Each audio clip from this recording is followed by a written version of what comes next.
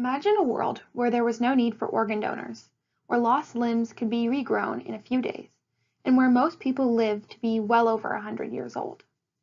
What if I told you that this reality isn't that far away?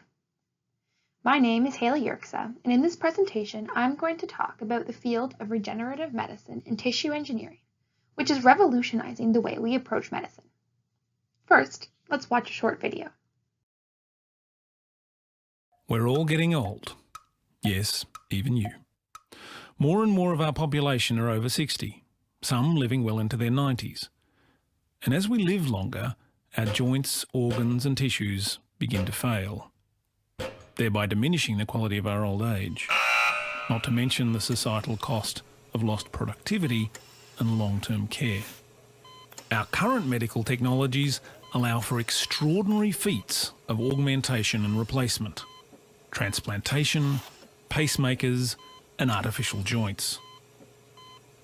Regenerative medicine goes further, promising the repair of dysfunctional body parts with our own living tissue.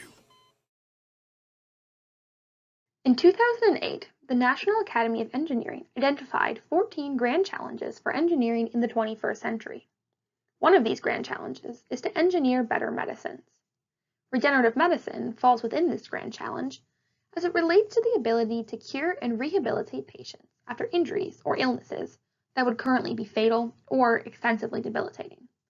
While this may seem like a task for doctors and cell biologists, biomedical engineers are also critical to achieving breakthroughs in this field, as a combination of bioengineering and biomaterials are required to create successful regenerative techniques. The field of regenerative medicine is relatively new, as the required technologies and understanding of cellular processes have only become available within recent decades. In the 18th century, scientists began viewing living organisms as biological machines, and many experiments were conducted to better understand the capabilities of cells and tissues. By the 20th century, the first successful organ transplants were undergone, and by the 1960s, scientists were becoming increasingly interested in the idea of stem cells, cells with the ability to differentiate to any specialization, which can then be used anywhere in the body. In recent decades, the focus of regenerative medicine became less about repair and more about regeneration, something made much more possible with stem cells because it has given scientists the ability to manipulate their function and use them for all kinds of purposes. One of the most commonly used techniques in regeneration is the decellularization of organs and tissues, and then recellularization for transplantation. This technique allows an old organ or tissue to be broken down and used as a scaffold, and recellularized so that there is no issue with immune rejection in the patient. While decellularized scaffolds have proven to be very useful, there are still some limitations that prevent the technique from currently being able to produce viable organs. Instead, researchers are trying other methods, and a very promising technology is that of the bioprinter. These have given way to the ability to produce 3D printed organs, and several biological printers are already being produced. 3D printing also presents some challenges, as it is very difficult to produce sufficient vascular tissue for the blood flow required for a functional organ. Regenerative medicine techniques are often referred to by the acronym TERM, which stands for Tissue Engineering and Regenerative Medicine. There are two main factors that need to be considered in order for TERM to realize its potential. First, the technology needs to be available and functional. A lot of artificial organs and tissues that are being made right now may be structurally correct, but are unable to communicate with other cells and function from a mechanical standpoint, so they would not work as fully viable organs. For example, while the technologies exist to create the cells and tissues of a heart, they need to be put together and be able to function with the rest of the body, so right now those technologies don't quite exist.